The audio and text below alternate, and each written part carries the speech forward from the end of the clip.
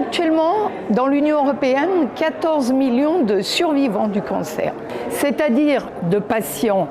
guéris, mais qui sont confrontés au difficile problème du retour à une vie normale, vie sociale, vie affective, vie sexuelle, vie professionnelle et vie assurantielle, c'est-à-dire qu'ils ont le problème d'aller voir leur banquier ou leur assureur et de s'entendre dire qu'ils ont un casier médical, c'est-à-dire qu'ils ont été atteints d'une maladie grave et que pour cela, soit ils sont exclus, soit ils doivent payer des surprimes très importantes. Dans le cadre du plan européen contre le cancer, nous avons défendu le droit à l'oubli, c'est-à-dire la fin de cette double peine,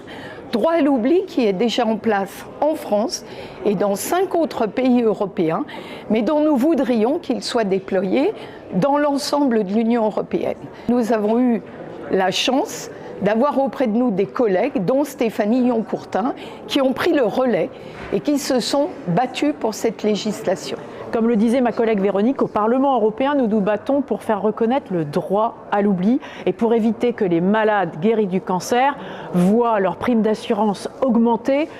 ou même que leur crédit tout bonnement soit refusé. Alors, en France, ce droit à l'oubli est reconnu pour les malades qui sont guéris du cancer après 5 ans de rémission, mais ce n'est pas le cas du tout par ailleurs en Europe. Dans le cadre de la révision des règles relatives au crédit à la consommation pour lesquelles j'étais rapporteur au Parlement européen, j'ai obtenu ce droit à l'oubli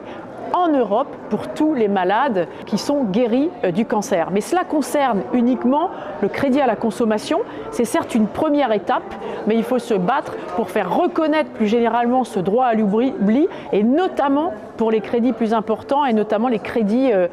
immobiliers. Ce n'est que justice que nous leur rendrons.